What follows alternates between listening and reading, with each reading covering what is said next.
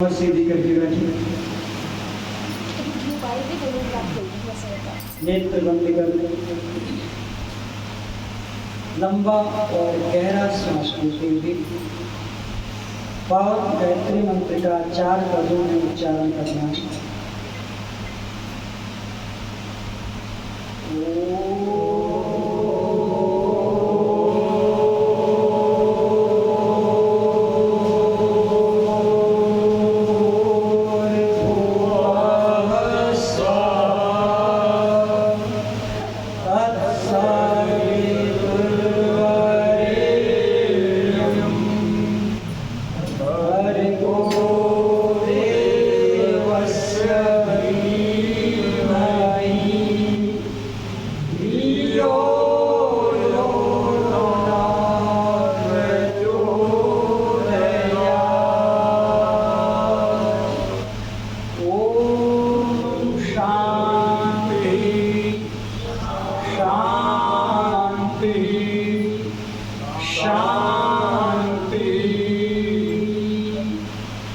मंत्र के अर्थ पर चिंतन करेंगे।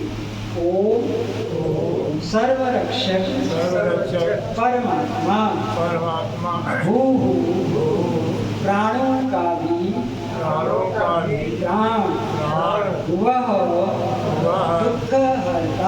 दुःखहर्ता स्वः सुख स्वरूप सवितु सकल जगत का उत्पादक देवस्य दिव्य गुणों से युक्त कामना करने के योग्य वरेण्य ध्यान करने के योग्य भर्गः पवित्र शुद्ध स्वरूप है तत् उसको हम लोग धीमहि धारण करें। यह जो परमात्मा हमारी बुद्धियों को प्रचोदयात् धर्म मार्ग में प्रेरित करे। ओम शांति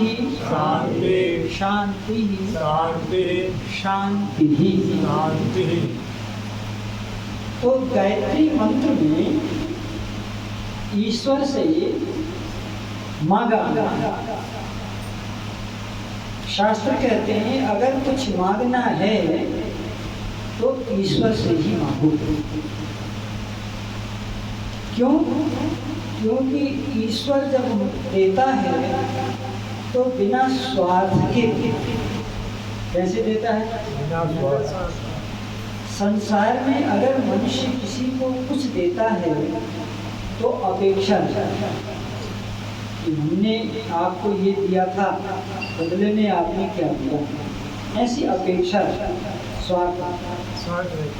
एक पिता अपने पुत्र को IAS PCS बनाता है, उसके पीछे भी उसका स्वार्थ है। मेरा नाम हो, मेरा बेटा IAS है, बुढ़ापे में मेरे को सुख सुविधाएं देगा। सबकी कुछ न कुछ आकांक्षाएं, कुछ न कुछ इच्छाएं रहती। केवल ईश्वर ऐसा है जो बिना किसी स्वार्थ के हमारी सहायता करता है। तो इसलिए जब भी मांगो ईश्वर से मांगो। फिर शास्त्रों में दूसरी बात कि आप ईश्वर से वो मांगो जो ईश्वर के अलावा कोई नहीं दे सकता। बहुत सारी चीजें संसार में ऐसी हैं जो मनुष्य अपने पुरुषार्थ से प्राप्त कर सकता है। उसके लिए उसको ईश्वर से प्रार्थना करने की आवश्यकता नहीं। आपने देखा होगा कम्युनिस्ट लोग, वामपंथी लोग जो ईश्वर को नहीं मानते, बड़े संपन्न होते, बड़े धनवान होते, बड़े ऐश्वर्यवान होते, तो उनको देख के भी आपको यह महसूस कर लेना चाहिए कि इस दुनिया में परमात्मा से मांगे बिना भी हम बहुत कुछ प्राप्त कर सकते हैं। परंतु एक चीज ऐसी है जो परमात्मा ही दे सकता है। और कोई उसी का नाम है सद्बुद्धि। क्या नाम है? सद्बुद्धि।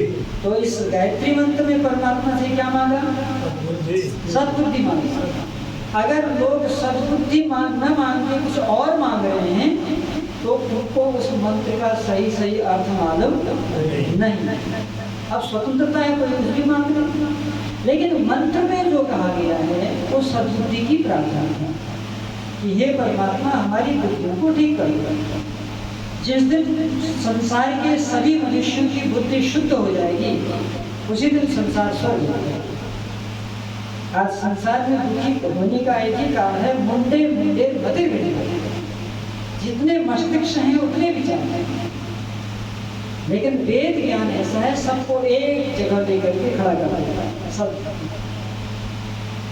अब ये सद्बुद्धि मिलेगी कैसे? तो कहते हैं मंत्र के ध्यान से। मंत्र में दो बातें होती हैं, पहले ही बता चुका। मंत्र से दो ही काम होंगे, या तो आप मंत्र से आहुति देंगे या आप मंत्र से ध्यान करेंगे। तो मंत्र से दो ही काम होते हैं। जब आप आहुति देंगे मंत्र से तो आपको संसार के पदार्थ मिलेंगे। क्या मिलेंगे? ये जो हवन आप करते हैं इससे परमात्मा नहीं मिलता, इससे संसार के ऐश्वर्य मिलते हैं, उत्तम से उत्तम ऐश्वर्य मिलते हैं। इसलिए ये भी जरूरी है क्योंकि ऐश्वर्य की आवश्यकता है। हम ऐश्वर्य को मना नहीं कर सकते। बिना धन के तो धर्म होता ही नहीं। धर्म के लिए भी धन की आवश्यकता है ना? विषम पिता में कहते हैं अधनम निधनम हुआ। विषम पिता महाभारत में कहते हैं जिसके पास धन नहीं वो तो जीते जी मरा हुआ। निधना अधनम हुआ, जो धन रहित है वो जीते जी मरा हुआ, क्योंकि धन से बहुत बड़े धर्म के कार्य होते हैं, परंतु धन तृप्त नहीं कर सकता। क्या कहा? धन तृप्त नहीं कर सकता। तृप्त तो ईश्वर का आनंद ही करेगा। तो इसलिए मंत्र का जो सार है वह है ध्यान। तो इस गायत्री मंत्र से हम ध्यान करते हैं। फिर अगली बात हमने बताई, ध्यान कौन करेगा, ध्यान करने वाला कौन है? क्योंकि हमारे पास 5 तत्व हैं पूरे ब्रह्मांड में। कितने तत्व हैं? छठा कोई तत्व नहीं है, 5 ही तत्व हैं। पहला तत्व क्या है? शरीर। दूसरा तत्व क्या है? मन। तीसरा तत्व क्या है? बुद्धि। चौथा तत्व क्या है? पांचवा तत्व क्या है?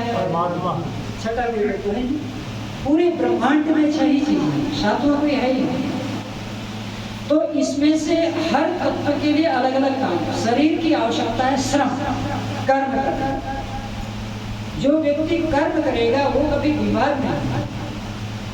शरीर कर्म के लिए मिला हुआ है। अब सरकार 60 साल में रिटायर कर देती है तो आदमी समझता है रिटायर हो गया, लेकिन परमात्मा कहता है जब तक शरीर में प्राण है तब तक तुम रिटायर नहीं।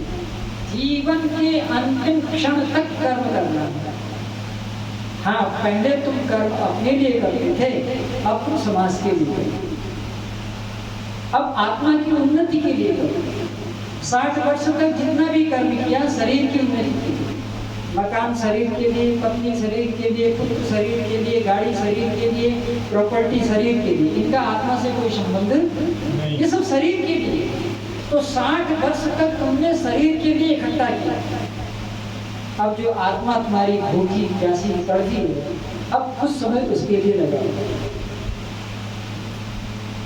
तो शरीर के लिए कर्म है और मन के लिए परोपकार। मन के लिए क्या है? परोपकार। जो व्यक्ति परोपकार नहीं करता, श्रम बहुत करता है, वह व्यक्ति निरोग तो जरूर रहेगा मगर उसे शांति नहीं मिलेगी। क्या नहीं मिलेगी? शांति। अगर शांति चाहते हो तो परोपकार करो। जितनी क्षमता है अपनी क्षमता से परोपकार करो। परोपकार का मतलब वह कार्य जो आप दूसरों के लिए करते हो। जैसे आप घर से निकले, एक मित्र मिल गया आपका, हालचाल हुआ, उसने कहा कहाँ जा रहे हो? सत्संग चल रहे, चलो तुम भी चलो। आप उसको सत्संग में ले आए, ये क्या हो गया? और एक मित्र आपको ऐसा मिला, कहाँ जा रहे हो सत्संग? क्या सत्संग में चलते हो? चलो चलते हैं होटल में, हॉट टी पियेंगे, कोल्ड कॉफी पियेंगे, वो आपको वहाँ ले अपना भी नरक में गया और आपको भी नरक में ले। तो अब शांति का एक ही रास्ता है, परोपकार। जो व्यक्ति परोपकारी नहीं है उसे कभी शांति नहीं मिलेगी। अब उदाहरण लो सिकंदर। सिकंदर ने पूरी दुनिया पर शासन किया, भारत की इच्छा उसकी पूरी नहीं हो पाई, क्योंकि झेलम के किनारे जब वो पूर्वीर से लड़ा तो पूर्वीर ने उसके छक्के छुड़ा दिए। अंत में वो वापस जा रहा था तो उसको टाइफाइड हो गया। सन्निपात ज्वर उसको आयुर्वेद में कहते, सन्निपात ज्वर हो गया उसको। सन्निपात ज्वर में आदमी अपने आपे में नहीं रहता, बड़बड़ाने लगता है, उसको आभास हो गया कि मैं मरने वाला हूं। तो उसने ये देखा कि सब कुछ है फिर भी मैं बेचैन क्यों? तो आभास हुआ कि मैंने संग्रह ही संग्रह जीवन में किया, मैंने परोपकार कुछ नहीं। तब मरते समय उसने आदेश दिया कि मैंने जो संग्रह किया है आज समाज को दिखा दो। 3 काम करना। जब मेरी अर्थी उठेगी तो मेरी अर्थी को सब नहीं उठाएंगे, केवल डॉक्टर उठाएंगे। कौन उठाएंगे? डॉक्टर। उस जमाने में हकीम। मेरी अस्थि को हकीम उठाएंगे और कोई नहीं उठाएगा। तो लोगों ने कहा जापना ऐसा क्यों कह रहे हो? कि इसलिए कह रहा हूँ कि मैं दुनिया को ये दिखाना चाहता हूँ कि डॉक्टर मौत को नहीं रोक सकता। क्या दिखाना चाहता हूँ? मौत को डॉक्टर नहीं रोक सकता। दुनिया का कोई भी डॉक्टर मृत्यु को, इसलिए मैं ये संदेश देना। और दूसरा क्या संदेश देना चाहता हूँ कि दूसरा संदेश मैं ये देना चाहता हूँ कि जब मेरी अर्थी बांधोगे तुम लोग तो सारे शरीर को तो बांधना, लेकिन हाथों को बाहर कर। क्या संदेश देना चाहते हो? कि जिस सिकंदर ने इन 2 हाथों से दुनिया में आतंक मचाया, दुनिया को लूटा, आज वो ये हाथें खाली कर दिया। जो कुछ भी मैंने कमाया था वो मेरे साथ जाने वाला नहीं। तीसरा काम उसने कहा, मैंने जितना चांदी सोना मोती लूटा है सब सड़क में बिछा दिया। लंबी जहां तक ये मैं लूटा हूं सब सड़क में बिछा। कि क्या संदेश जाने जाते हैं कि सारी दुनिया का सोना चांदी बटोरा तो, लेकिन यहीं छोड़ के जा। तो शरीर से आप जितना भी धन कमा लो, जितना भी परिश्रम कर लो, उससे आपको सुविधाएं तो मिल सकती हैं मगर शांति नहीं मिलती। तो मन को क्या चाहिए? परोपकार। अब तीसरा है बुद्धि। बुद्धि को क्या चाहिए? ज्ञान। नहीं जी, ज्ञान। बुद्धि को ज्ञान चाहिए। आज ये 0/0 हो गया पूरे देश में। लोग परोपकार खूब करते हैं, लेकिन उनको शांति तो मिल जाती है, ज्ञान नहीं। मैं जब यात्रा कर रहा था अहमदाबाद की, तो मेरे डिब्बे में एक IAS और एक IAS पत्नी दोनों आए। जिस कोच में मैं था उसी कोच में उनका भी टिकट था। सारी सुविधाएं उनके पास, नौकर आकर के उनका सामान रखा। तो उनकी पत्नी के पास एक लड्डू गोपाल था। क्या था जी? लड्डू गोपाल। बेटा अंदर को बोलो, अंदर को, अंदर को, अंदर को।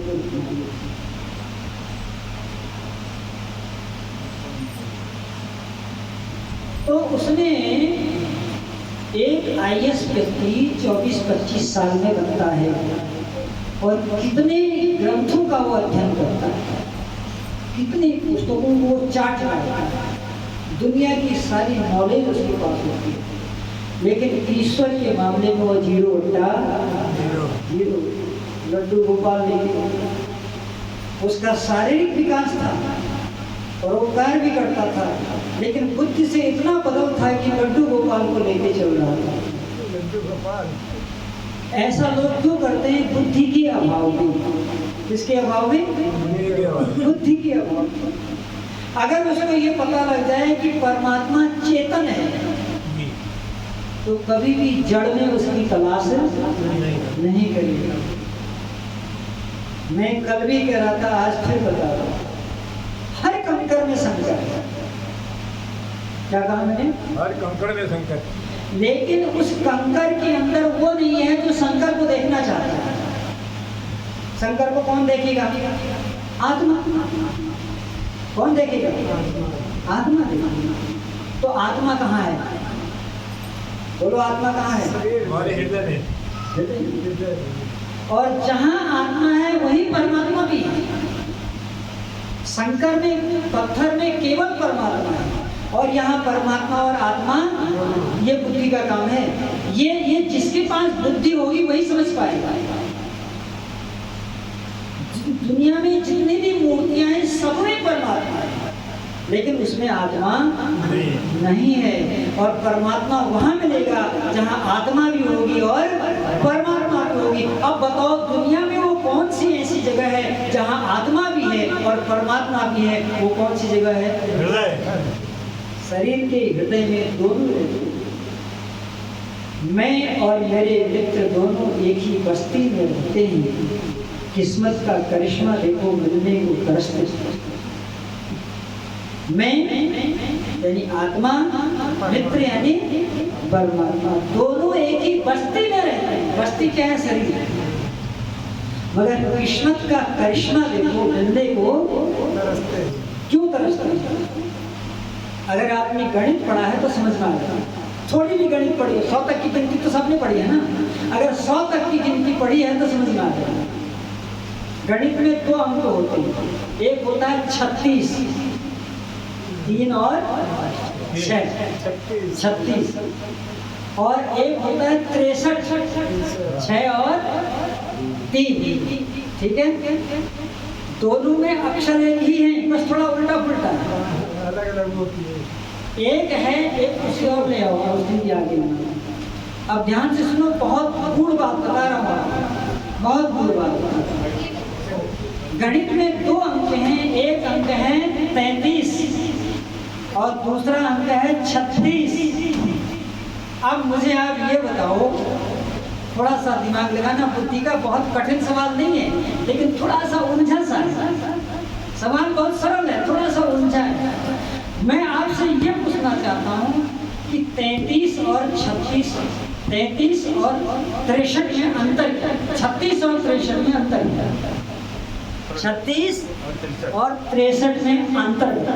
जब मुंह उल्टा है और दोनों अलग अलग मोटी भाषा में समझा दो। मैं एकदम बच्चा हूँ, समझा के बोलो। मेरे ये तो आपने शॉर्टकट मार दिया। मुझे समझाओ, मैं जानता नहीं कि 36 और 63 में अंतर क्या है। अब सुनो, मैं समझते एक दूसरे का विरोधी है। रुक जाओ, रुको जरा, रुको। हाँ बोलो। 36 में दोनों को अलग अलग रूप है, दूसरी तरफ विपरीत दशा में। और 63 में दोनों में आमने सामने। ये है समझाने वाली बात। आपने तो मार दिया लट्ठा। समझाओ भाई, हम नहीं समझ रहे हैं तो हमको समझाना पड़ेगा। आचार्य वही है जो समझा दे, बोलने वाले तो बहुत हैं दुनिया में। तो ये जो 36 है ना, 36 में क्या है? 3 का मुंह इधर को है और 6 का मुंह, ठीक है ना? तो ये 3 जो है ये आत्मा है, और 6 जो है आत्मा इधर को देख रहा है और परमात्मा अलग अलग। अब 63 में आ जाओ। सामने सामने आत्मा का भी मुंह इधर को और परमात्मा का भी मुंह भी इधर को। तो हम में और परमात्मा में मुलाकात इसलिए नहीं हो रही है, आंकड़ा 36 का है। 63 हो जाए तो हो जाए, 63 का हो जाए तो हो जाए। तो 63 का कब होगा? जब बाहर खोजना बंद करेंगे। जब बाहर खोजना बंद करेंगे, अंदर खोजना शुरू करेंगे, उसी दिन 63 हो जाएगा। फिर देखो, पत्थर में भगवान तो है, लेकिन वो आत्मा नहीं है पत्थर में जिसको भगवान को देखना है। और यहाँ आत्मा भी है और परमात्मा। यही 63 का संबंध यही होगा। मूर्ति में जाओगे तो 36 का संबंध होगा। मूर्ति में कौन सा संबंध होगा? मिलेगा कभी नहीं मिलेगा। हाथ जोड़ लो, पाँव जोड़ लो, दूध नहला लो, फल से नहला लो, पूरी जिंदगी भर तपस्या पूजा पाठ मिलन होगा ही नहीं, क्योंकि वहाँ 36 का आंकड़ा है। और जैसे भीतर आ जाओगे, न कोई पुष्प चाहिए, न कोई फूल चाहिए, न कोई पत्ती चाहिए, न कोई पंडित चाहिए, कुछ नहीं चाहिए, केवल आंख बंद करना। अब इसको दूसरे एंगल से समझेंगे। भगवान ने हमको 2 आंखें दी। कितनी आंखें दी हैं? कौन कौन सी? गड़बड़ हो गई। सामने देखने के लिए एक अंदर नहीं सुनो, भगवान ने हमको 2 आंखें दी हैं। एक आंखें वो हैं जो संसार को देखती हैं। किसको देखती हैं?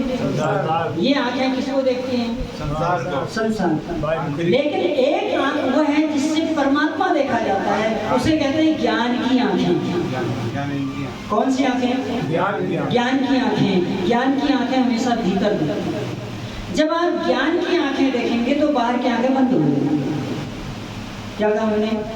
ज्ञान की आंखें खोलोगे तो बाहर की बंद करो। बंद तो आपको करना नहीं पड़ेगा, ऑटोमेटिक बंद हो जाएगा। और कभी कभी आपके साथ ऐसा होता है, जब आप बड़े भाव से, बड़े प्रेम से मूर्ति के आगे खड़े होते हैं तो आंखें बंद हो जाती हैं। तो हो जाती नहीं हो जाती? वो मूर्ति भी कहती है यहाँ कहाँ आ रहा है, भीतर है, यहाँ कहाँ परेशान हो रहा है, यहाँ कहाँ भटक रहा है, मैं तो तेरे। वो मूर्ति भी इतना संकेत तो कर ही देती है।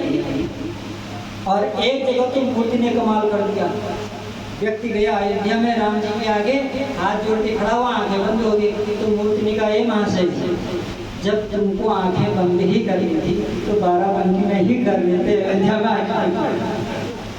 12 बंदी में ही आंखें बंद कर लिए होते। इतनी दूर से आए हो और मेरे सामने आंखें बंद कर रहे।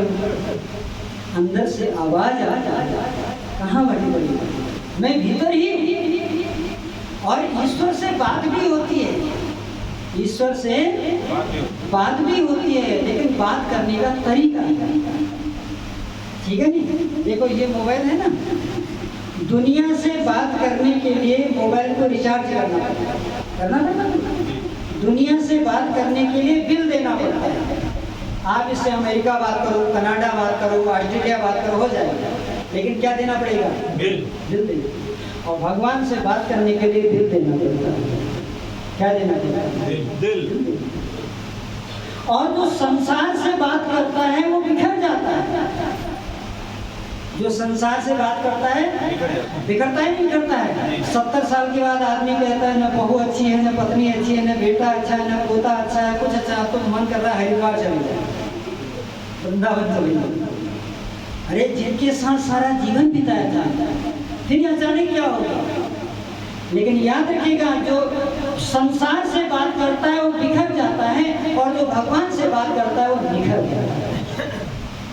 वो लोग बिखरना पसंद करोगे कि निखरना? तो जब निखरना पसंद करना है तो आंखें बंद करनी पड़ेगी। आज तक दुनिया में एक ऐसा इंसान बताओ जिसको आंख खोल के भगवान मिले हो, तो हम उसके पीछे जाएंगे। आप महापुरुषों के चित्र देखते हो? महापुरुषों के चित्र देखो, ऐसे बैठे, किसी भी गौतम बुद्ध को देख लो, कणाद को देख लो, राम को देख लो, कृष्ण को देख लो, सारे महापुरुषों के चित्रों को लाओ, ऐसे ही मिलेंगे बैठे, वो चित्र भी बता रहे हैं बाहर कुछ भी, बाहर केवल भटकाव ही भटकाव है, जो कुछ है आपके भीतर में। ये गायत्री मंत्र आपको वह बुद्धि देता है जिस बुद्धि से आप भीतर जा सके। तब इसमें एक एक शब्द का अर्थ बताया। पहला शब्द था ओम। ओम का अर्थ क्या बताया? परमात्मा सबकी रक्षा करता है। अब यहाँ इसका संकेत क्या है? तुम भगवान के भक्त उस दिन बनोगे जिस दिन तुम भी किसी की रक्षा करना प्रारंभ करो। मान लो भगवान सारे संसार की रक्षा करता है, आप एक की करो, दो की करो, तीन की करो, क्योंकि ईश्वर का गुण आपके अंदर आना चाहिए। जब तक ईश्वर का गुण नहीं आएगा तब तक ईश्वर नहीं आएगा।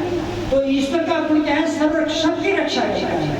तो हमको भी अपनी शक्ति और सामर्थ्य से लोगों की रक्षा करनी चाहिए। दूसरा क्या है? भू। ओ भू। भू का अर्थ क्या होता था? प्राणों का भी प्राण। परमात्मा सबको जीवन देता है, हमें भी किसी को जीवन देना चाहिए। हम भी किसी के जीवन के आधार बने, तब हमको ईश्वर का प्रेम मिलेगा। अब आज तीसरा शब्द है भुवः। तीसरा शब्द क्या है? पहला शब्द था ओम, हे परमेश्वर आप सर्वरक्षक हो।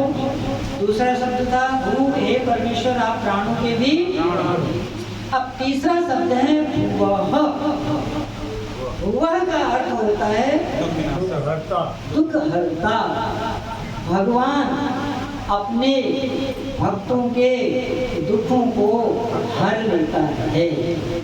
लेकिन जितना सुनने में सरल लग रहा है इतना व्यवहार में नहीं है, इसको समझना पड़ेगा। अगर भगवान ऐसे सबके दुख हरने लग जाए तो फिर तो भगवान बड़े घाटे में हो जाएगा। उसका एक नियम है, उस नियम को समझना पड़ेगा। पहले ये समझो दुख क्या है। कोई बताएगा दुख क्या है? आप सुनो, ध्यान से सुनो, बोलो।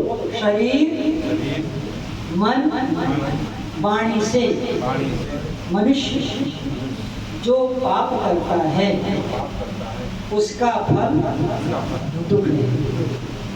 दुख की परिभाषा समझना है, ये प्रश्न आएगा बाद में लिखाएंगे। दुख क्या है? आप बताओ दुख क्या है? मन वाणी से जो पाप करता है वही तीन बताए। शरीर, मन, तीन बताए। शरीर, मन और वाणी से किया गया है। हाँ, थोड़ा सा आगे बढ़ जाइए, थोड़ा। आप सुनो, अभी तक आप चिल्लाते हम बड़े दुखी हैं, हम बड़े दुखी हैं। लेकिन दुख है क्या ये तो समझ में नहीं आया। और जब तक दुख समझ में नहीं आएगा तब तक वो दूर। महात्मा जी बात समझ आ रही है? जब तक दुख क्या है समझ में नहीं आएगा तब तक दुख दूर नहीं। लाख कोशिश कर लो, लाख कथाएं सुन लो, लाख भागवत सुन लो, आपको ये मालूम है दुख क्या चीज है। तो अब सुनो मेरे साथ, एक बार बोलोगे तो याद हो जाएगा। देखो, मैं जो सत्संग करता हूँ ये ऋषि की व्यवस्था है। ऋषि लोग ऐसे ही सत्संग, संवाद एक दूसरे से। देखो, न तो आंख ऊपर करना चाहिए, न आंख नीचे करनी, आंख से आंख मिलाना चाहिए, तब बातें समझ में आ रहा है। तो दुख क्या है उसको समझो। सब लोग बोलो मेरे साथ, बोलते रहेंगे और दिमाग पर बैठाते रहेंगे। बोलो। शरीर, मन, वाणी से मनुष्य जो पाप कर्म करता है उसका फल दुख। आप समझ में आ गया? शरीर, मन, वाणी से जो पाप करता है वो दुख है। कौन करता है? मनुष्य कर रहा है। कोई भी दुनिया में जितने भी हिंदू, मुसलमान, सिख, ईसाई, भारत वाले, अमेरिका वाले, ठीक है, ये दुख की परिभाषा। एक बार फिर दोहराता हूँ, दिमाग बैठा है। शरीर, मन, वाणी से मनुष्य जो भी पाप कर्म करता है उसका जो फल है, रिजल्ट, उसका नाम क्या है? दुख। अच्छा ये बताओ, संसार में कोई दुखी होना चाहता है? चाहता है कोई? अच्छा दुखी होता है कि नहीं होता है? चाहता नहीं है, लेकिन फिर भी दुख क्यों होता है? क्योंकि दुख की परिभाषा नहीं जानता। अब यहाँ आपके मन में एक जिज्ञासा जगनी चाहिए कि शरीर से पाप कौन से होते, वाणी से पाप कौन से होते, और मन से पाप कौन से? बस इतना समझ जाओ। और पाप का ही फल दुख है या? पापों के बदले प्राणी आराम कहाँ से पाएगा? पापों के बदले प्राणी आराम कहाँ से पाएगा? बोया तो पेड़ बबूल कहे, फिर आम कहाँ से खाएगा? पापों के बदले ऐ प्राणी आराम कहाँ से पाएगा? तो शरीर से मनुष्य 3 पाप करता है। कितने पाप? 3। वाणी से मनुष्य 4 पाप करता है। कितने पाप? और मन से मनुष्य 3 पाप करता है। कितने हो गए कुल मिला के? 4 हैं? 4 3 7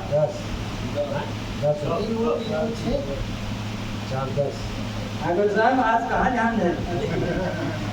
शरीर से 3, वाणी से 4, मन से 3, कितने हो गए? 10। ये 10 प्रकार के पाप मनुष्य करता है जिसने भी धरती पर जन्म ले लिया। ये 10 प्रकार के पाप, ये गणित समझ में आ जाए तो बहुत सारी समस्या अपने आप हल होती है। अब मन में जिज्ञासा होगी, भाई ये शरीर से 3 पाप कौन होते हैं? को लिखो, शरीर से 3 पाप, और जो लिख नहीं रहे हैं वो सुने, ठीक है? और सुनने से ज्यादा ज्ञान होता है। लिखने में तो मन 2 जगह काम कर रहा है, यहाँ से सुनना पड़ रहा है, कलम से लिखना पड़ रहा है, डबल मेहनत है। लिखने में डबल मेहनत है और सुनने में सिंगल मेहनत है। लेकिन क्योंकि आज सुनने की शक्ति कम हो गई, इसलिए लिखना भी पड़ता है। आज श्रवण शक्ति कम होने से कलम का सहारा लेना पड़ता है। आपको पता है ये कलम कब से चली? ये लिखने वाला सिस्टम कब से चला और किसने चलाया? ये भी भारत की देन है। इसकी भी खोज भारत में। ब्रह्मा की बेटी इला, ब्रह्मा जो 4 वेदों का पहला ऋषि था, जिसने 4 ऋषियों के पास जाके एक वेद पढ़ा, उसका नाम ब्रह्मा था। तो उस ब्रह्मा की बेटी थी, उसका नाम था इला। क्या नाम था? इला। एक दिन ब्रह्मा ने अपनी बेटी से कहा, बेटी कुछ ऐसा उपाय करो कि आने वाले समय में मनुष्य का खान पान बिगड़ेगा। जब खान पान बिगड़ेगा तो बुद्धि भी बिगड़ेगी, तो वह सुन नहीं पाएगा। तो उसके लिए कोई नया उपाय किया जाए। तब उनकी बेटी ने कहा, पिताजी तब तो एक ही उपाय है कि इनको लिखा जाए, वेदों को, श्रुतियों को लिखा जाए। वेद पहले सुना है, तो वो पहली देखो माताएं कितनी महान थी। एक व्यक्ति धीरेन्द्र शास्त्री, अमृताचार्य, देवकीनंदन ठाकुर कह रहे हैं माताओं को गायत्री मंत्र नहीं पढ़ना चाहिए, और वो ब्रह्मा की बेटी इला 4 वेदों को लिख रही है। कितना अंतर आ गया? अगर ब्रह्मा की बेटी इला ने 4 वेद लिखे नहीं होते, आज हमको वेद पढ़ने को नहीं मिलते। कितनी महान थी वो माँ, वो ब्रह्मा की प्रथम पुत्री थी। तो उसने बताया, अब शरीर से होने वाले 3 पाप। पहला पाप हिंसा, शरीर से होने वाले 3 पाप। दूसरा पाप चोरी, और तीसरा पाप व्यभिचार, दुराचार। ये 3 पाप मनुष्य शरीर से करता है। हिंसा का मतलब मारना, हत्या करना, मोटी मोटी परिभाषा। आज मैं आपको हिंसा की वो परिभाषा बताता हूँ जो आपने कभी सुनी नहीं और आपके दिल को छू जाएगी। हिंसा का मतलब होता है अन्याय करना। अन्याय करना क्या होता है? कोई बात समझ में आ रही? किसी के साथ भी यदि आप अन्याय करते हैं तो क्या है? हिंसा। इसलिए भूल के भी अन्याय मत करो। जो व्यक्ति अन्याय कर रहा है वो हिंसा कर रहा है, चाहे वो अधिकारी हो, चाहे वो कर्मचारी हो, चाहे वो आचार्य हो, चाहे वो शिष्य हो, चाहे पति पत्नी के साथ, पत्नी पति के साथ, जहाँ कहीं भी अन्याय हो रहा है उसका नाम क्या है? हिंसा। और ये हिंसा क्या है? पाप कर्म। हिंसा क्या है? पाप कर्म है। और पाप का फल क्या है? दुख।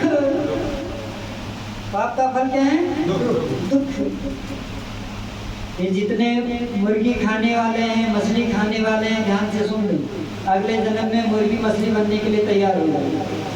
क्योंकि ईश्वर का ये विधान है, जिस प्राणी को तुम सताओगे वही प्राणी अगले जन्म में तुम्हें सताएगा। आपने इस जन्म में मछली खाया, अगले जन्म में आप मछली बनेंगे, वो मनुष्य बनेगा, वो आपको खाएगा। इसको कहते हैं अदला बदली। क्या कहते हैं? ये अदला बदली ईश्वर के संविधान में है। इसलिए खाने से पहले सोचो क्या खा रहे हैं, क्या नहीं खा रहे। तो हिंसा समझ में आ गया? हिंसा का मतलब क्या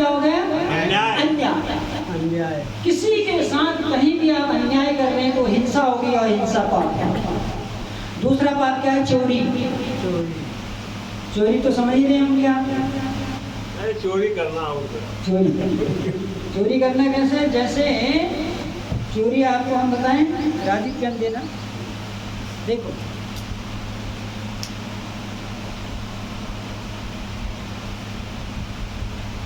ये मैंने पेन लिया, ठीक है।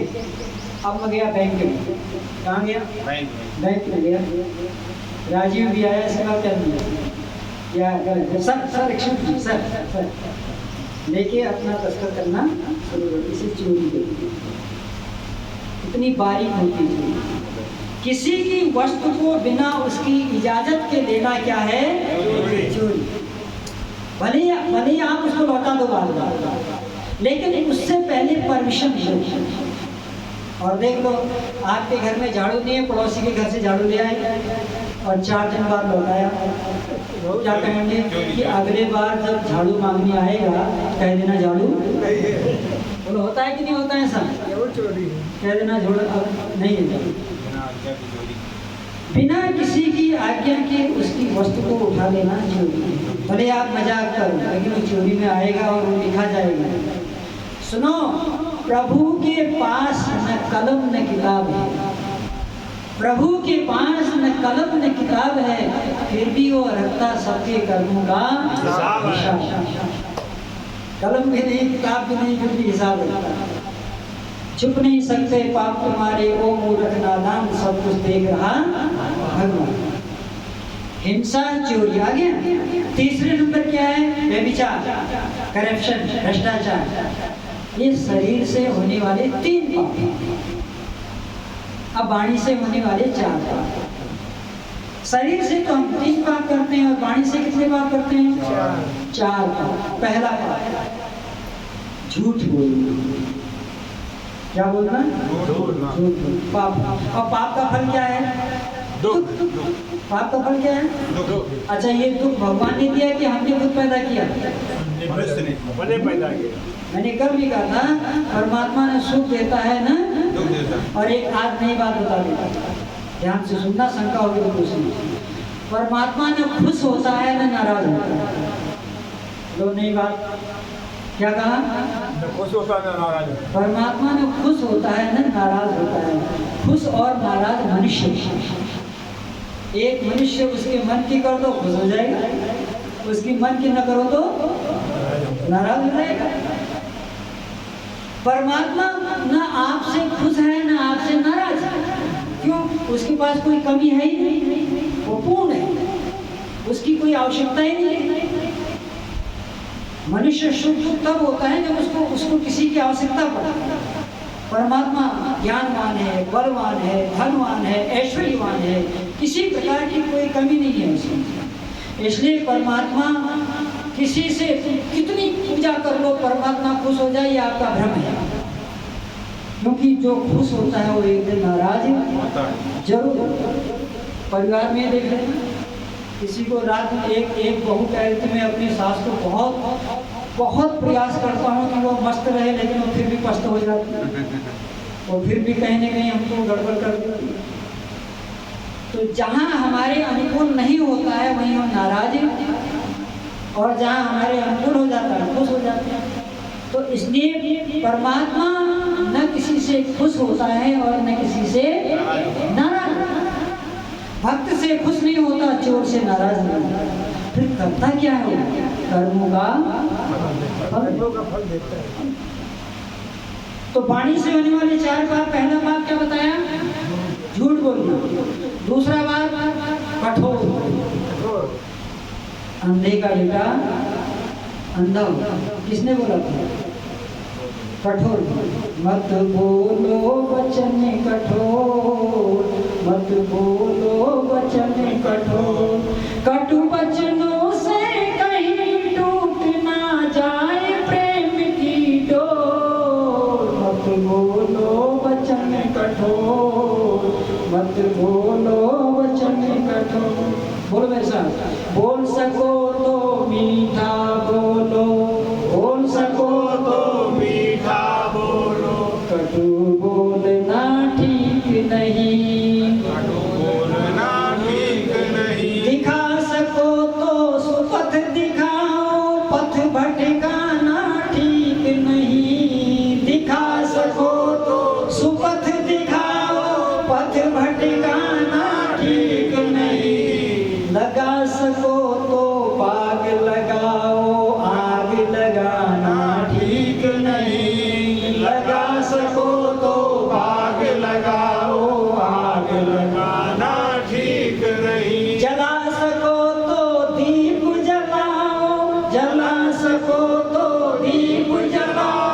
दिल का जलाना ठीक नहीं, बोल सको तो मीठा बोलो, कटु बोलना ठीक नहीं। ये दूसरा पाप है। पहला पाप क्या बताया था?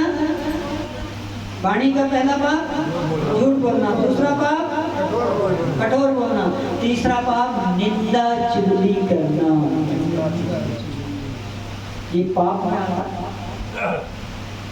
और निंदा चुगली का तो ये हाल है कि फुर्सत मिल जाए बात करने के लिए, बस फलानी की बहू ऐसा, फलानी का दामाद ऐसा, फलानी का बेटा ऐसा, ये चलता रहता है। तो इसे निंदा क्या कहते हैं? ये निंदा पाप में आता है। किसमें आता है? पाप में। वाणी का तीसरा पाप। अब कर लो भजन, कर लो पूजा पाठ, उधर पूजा करके आए, इधर निंदा शुरू की, पूजा का पुण्य खत्म। आगे समझ में? सुबह गए मंदिर में, अग्नि स्वाहा, सोमाय स्वाहा, प्राणाय स्वाहा, भूर्भुवः स्वाहा, बहुत आहुतियां दी। घर आए, फलाना ऐसा है, फलाना वैसा है, फलाना, सारा पुण्य खत्म। इसलिए निंदा नहीं करनी चाहिए। तो वाणी का तीसरा पाप निंदा करना। चौथा पाप गपसप मारना, यही पाप मारना। गपसप, बकवास, ए भैया उनके पास ना बैठो, मैं खोपड़ी चाटता होता है कि नहीं होता है? खोपड़ी चाटना पाप में आता है। उतना ही बोलो, न पातो बोलिए ऐसी बोलिए कोई और उनको शीतल करे, आप शीतल हो। शब्द सबल कर बोलिए, शब्द के हाथ न पाँव, एक शब्द करे औषधि और एक शब्द करे घाव। वाणी को वीणा बना। क्या कहा? वाणी को, लेकिन हम उसको बाण बना देते हैं। क्या बना देते हैं? वाणी को बाण मत बनाओ, वाणी को वीणा बनाओ। तो वाणी से 4 पाप समझना आगे, शरीर से 3 पाप समझना आगे, कितने हो गए? 7 पाप हो गए। अब मन से होने वाले 3 पाप। वाणी के 4 लिखा दिए, वाणी के 4 पाप लिखा। अब मन से होने वाले 3 पाप इतना सरल नहीं है भगवान की भक्ति जितना लोग समझते हैं। कर लेंगे कथा हो जाएगा उद्धार, ना, इतना सरल नहीं।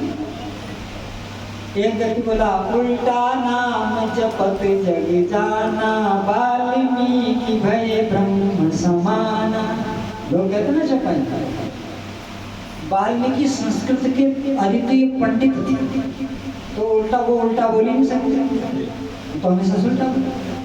एक व्यक्ति बोला, कलियुग केवल नाम हारा, सुमेर सुमेर उतरो। अच्छा, वो तो नाम कलयुग में ही थोड़ी था, सतयुग में भी तो नाम था। ये ओम क्या है? ओम क्या है? ईश्वर का नाम है ना। तो नाम तो हर युग में था, केवल कलयुग में थोड़ी था। सतयुग में भगवान शंकर ओम जपते थे, विष्णु भगवान ओम जपते थे, ब्रह्मा जी ओम जपते थे, त्रेता में भगवान राम ओम जपते थे, और द्वापर में भगवान कृष्ण ओम जपते थे। कलयुग में लोगों ने भगवान को बुला के मनुष्यों का नाम लेना शुरू कर दिया। सतयुग में कोई राम राम नहीं कहता था, त्रेता में कोई राम राम नहीं कहता था, द्वापर में कोई राम राम नहीं कहता था, सब ओम कहते। और कलयुग में भी ओम कहने वाले लोग हैं, जो वेदों से जुड़े हैं वो ओम ही कहेंगे, परमात्मा का मुख्य नाम है। तो मन से होने वाले 3 पाप ध्यान से सुनना। पहले एक चीज और बता दो, ये जो शरीर और वाणी से जो पाप होते हैं ना, उसको सारी दुनिया देखती है। क्या कहा? सारी दुनिया देखती है। लेकिन जो मन के पाप होते हैं ना, उसको 2 ही लोग जानते हैं, स्वयं, एक परमात्मा जानता है और दूसरा हम बैठे बैठे पापी हो जाते हैं, लेकिन किसी को पता नहीं। तो मन से होने वाले 3 पाप। पहला पाप क्या है? ईर्ष्या। क्या है? दूसरों के धन को देख के जलना, दूसरों की संपत्ति को देख के जलना, दूसरे के ज्ञान को देख के अंदर ही अंदर उड़ना, अंदर ही अंदर जलना। हाँ, और ये ईर्ष्या जो है ना, ये आग से खतरनाक होती है। क्या कहा मैंने? आग से खतरनाक। क्यों? आग एक बार में जला देती है, और ईर्ष्या जैसे रुई में आग लगती है, ये जो high blood pressure, low blood pressure सब हो जाते हैं, इसी से राग द्वेष से।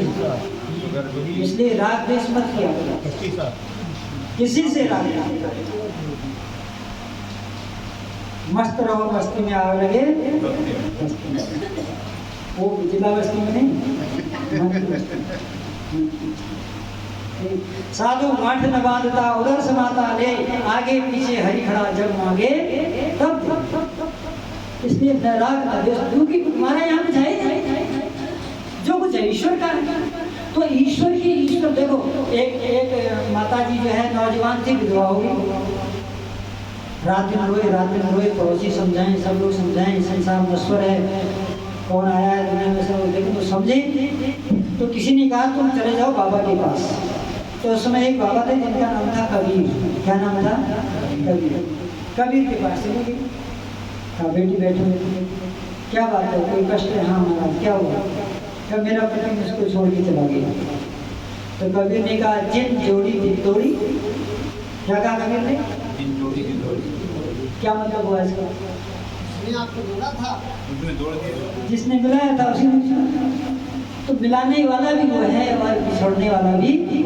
हम और आप थोड़ी, हम और आप कुछ नहीं, वही मिला देता है, वही अलग कर देता है। जितने दिन तक मिले का आनंद लो, बिछड़े का आनंद लो। ईश्वर से बड़ा दुनिया में कोई नहीं। और ये संसार से बहाने बनते हैं, कारण बनता है। ये बीमारी हो गई थी, वो एक्सीडेंट हो गया, ये सब।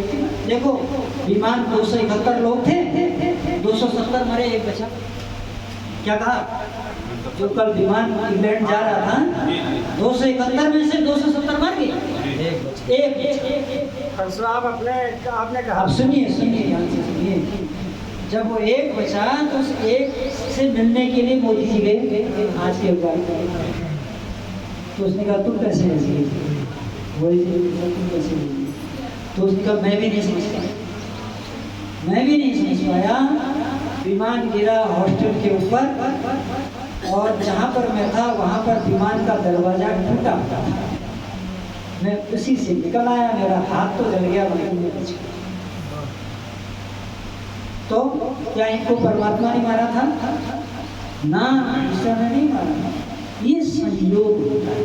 क्या होता है? संयोग। संयोग और वियोग होता है। ये समष्टि का दुख है, एक साथ कई लोगों को मर जाना, ये समष्टि। इस दुख का कारण क्या है?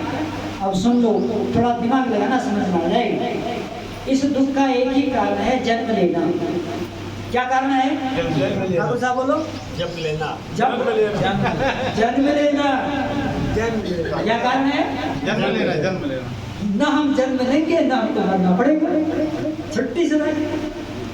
अगर जन्म लोगे तो कभी न कभी ऐसे मारे जाएंगे, कहीं भूकंप में मारे जाएंगे, कहीं कोरोना में मारे जाएंगे, कहीं सुनामी में मारे जाएंगे। जन्म नहीं लेंगे, न बजेगी, न रहेगी बांस, न बजेगी मोक्ष में जाओ। कहाँ जाओ? और कितने दिन के लिए? 31 नील, 40 खरब, 10 अरब वर्ष तक मोक्ष का आनंद। नहीं तो ये घटनाएं घटती रहेंगी, आज उनके साथ घटी, कल हमारे साथ घटना। ये जन्म मृत्यु का चक्कर जब तक चलता रहेगा, किसी न किसी मोड़ पे हम भी उसके पेच में आ जाएंगे। ये तो चक्की है, चल रही है, पृथ्वी गोल घूम रही है। कैसी घूम रही है पृथ्वी? गोल घूम रही है, उसमें हम भी हैं। तो अगर ये चाहते हो कि जन्म मरण से छुट्टी हो जाए तो मोक्ष की ओर जाओ, और जब मोक्ष की ओर जाएंगे तब इस दुख से बच पाएंगे, नहीं तो बचने वाले नहीं। आज नहीं तो कल हमारी बारी भी आएगी। तो कौन सा दुख बताया था? मन से उत्पन्न होने वाले 3 पाप। पहला पाप क्या बताया था? ईर्ष्या, जलन, बंद कर दो।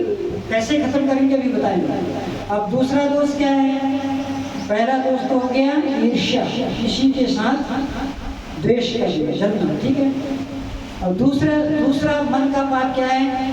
परधन इच्छा। ये मन का पाप। किसी ने बढ़िया सोने की चेन पहन रखी है, अब मुख से कह रहे हैं बड़ी अच्छी है, कहाँ से लाए, मन से कह रहे हैं मेरे पास नहीं। ये मन का बात है, ठीक है। दूसरे के धन संपत्ति पे लालच करना कौन सा पाप है? मन का पाप, ठीक है नहीं। किसी का सोना चांदी पड़ा हुआ, हमसे क्या लेना देना होगा किसी का। एक समय हमारा ये देश इतना महान था, लोगों को लालच बिल्कुल नहीं होता था। एक छोटी कहानी सुनता, चीन का एक यात्री आया जिसका नाम था इत्सिंग। क्या नाम था? ध्यान से सुनना, इतिहास भी सुनना चाहिए, उससे बड़ा ज्ञान होता है। इत्सिंग नाम का यात्री चीन से भारत में आया, उसने भारत में भ्रमण किया, जगह जगह देखा। तो जाते जाते वो एक गांव से गया, तो गांव के बीच में उसे एक आम का पेड़ दिखाई दिया। क्या दिखाई दिया? ये इतिहास की घटना है। उस आम के पेड़ पर सोने की हार लटकी हुई थी। बताओ, आम के पेड़ पर सोने की हार लटकाना चाहिए? लटकाना चाहिए? नहीं लटका, लेकिन लड़की थी, तो लड़की थी तो कोई कारण तो रहा होगा। अब वो समझने लगेगा ये कैसा देश है कि सोने की हार को आम के पेड़ में लटकाया हुआ है। तो बगल में एक चरवाहा था, उसको बुलाया, बोला ये आम के पेड़ में सोने की हार लटकी है। बोला हाँ बाबूजी, इसको लटका हुआ 15 दिन हो गया। कितना दिन हो गया? 15 दिन हो गया। बोला तुम नहीं ले गए इसको? मैं क्यों ले जाऊँ? बोला क्यों नहीं ले? बोला मेरी थोड़ी है। क्या कहा उसने? मेरा नहीं। कौन था वो? चरवाहा। और आजकल का पढ़ा लिखा भी अगर देखता तो पूछो मत, तुरंत मार लेता। ये तो मेरा है, नहीं मांगता तो उसने कहा फिर तुम ले क्यों नहीं? फिर अगर तुम भी नहीं ले जा रहे तो ये कब तक लटकी रहेगी? ये आगे लटकी कब तक रहेगी? तब उसने कहानी सुनाई। उसने कहा सरकार, एक व्यापारी इस रास्ते से जा रहा होगा। था नहीं कहा, क्या कहा? होगा। था कहता तो पता लग रहा। एक व्यापारी जा रहा होगा, धूप, हाँ समय समाप्त हो रहा है, धूप जो है उसको लगी, उसने सोचा पेड़ की छाया तो सो जाए, तो पेड़ की छाया में सो गया। तो उसने अपना आभूषण वगैरह सब तकिया लगा के सो गया। फिर जब उसकी नींद उठी, उसने फटाफट अपना सामान उठाया और चल दिया, सोने की हार वहीं पर गिर गई। तो एक आदमी आया, उसने देखा, अगल देखा बगल देखा, कोई था ही नहीं। तो उसने वो हार पेड़ पर लटका, जिसकी ये हार है इधर को आएगा? तो महाराज अभी तक वो आदमी इधर को आया नहीं है, और जब तक वो नहीं आएगा तब तक ये हार यहाँ। ऐसा देश था। आज इस देश की क्या स्थिति होगी? अगर हैंडपंप का हत्था बाहर रह गया, सुबह चलने वाला तो बहुत बोल नहीं मिलेगा। चल, तो दूसरा मन का क्या हो गया? दूसरा पाप परधन इच्छा, ठीक है। मन से होने वाला तीसरा पाप, मन से होने वाला तीसरा पाप नास्तिकता। नास्तिकता मतलब ईश्वर पर विश्वास न करना। दुनिया में हमने ऐसे लोगों को देखा जो 30 साल तक भक्ति किए, 40 साल तक भक्ति किए, उसके बाद छोड़ दिया। लेकिन क्यों छोड़े? बोला है नहीं होता तो मेरे तो दूर नहीं होते। तो लोग नास्तिक हो जाते हैं, जल्दी जल्दी विश्वास खत्म होने लगता है भगवान से। इसलिए नास्तिकता भी मन का पाप है। कुल कितने पाप हो गए? 10 पाप। इन 10 पापों के करने का जो फल है उसका नाम क्या है? दुख। दुख है। जब भी हमको दुख मिले तो हम दिमाग दौड़ाएं तो हमको पता लग जाएगा कहीं न कहीं गड़बड़ हुआ है। लेकिन हम ऐसा चाहते नहीं है। हम तो चाहते हैं तन मन धन गुरु का। गुरु जी आए, मंत्र दे जाएं, कान फूट जाएं, हमारा उद्धार हो जाएगा। गुरु जी जाने ले जाने, हमने तो गुरु कर दिया, अब तो गुरु जाने, अब हमारी नैया तो गुरु ले जाएंगे। इस अंधविश्वास में, इस भ्रम में बैठे मनुष्य को अपना कर्म स्वयं भोगना पड़ता है। तो इन 10 पापों से कैसे बचेंगे इसकी कथा कल करेंगे। आइए ध्यान के लिए। उससे पहले आज का प्रश्न लिखना है फटाफट।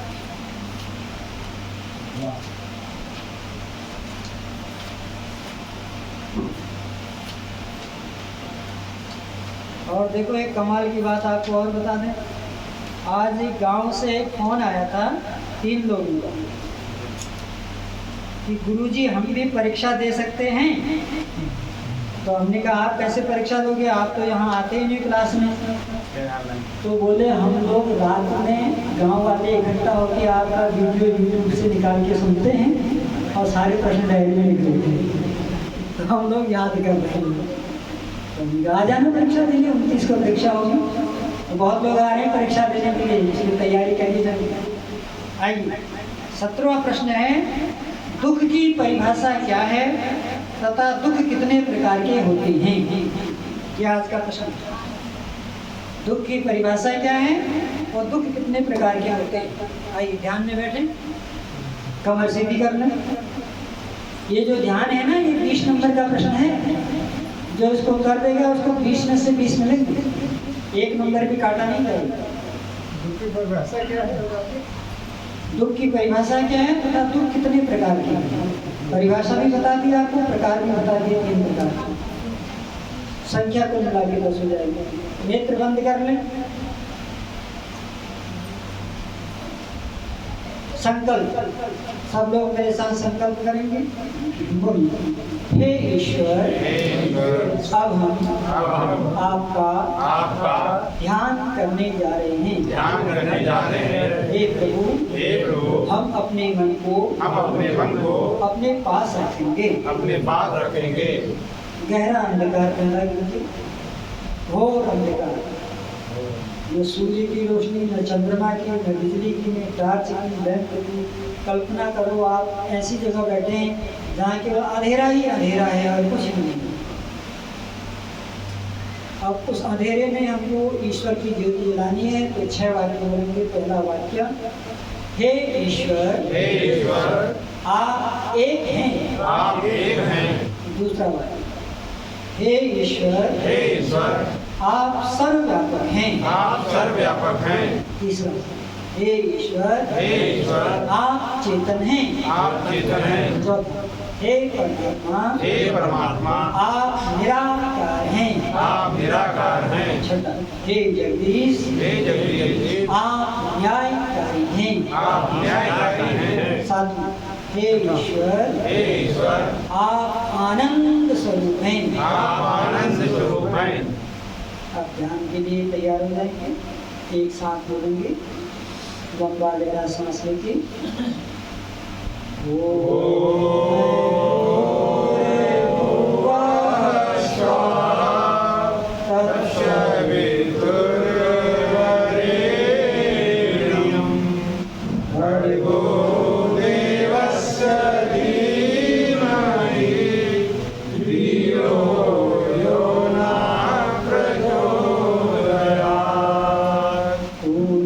हमें उत्पन्न किया, पालन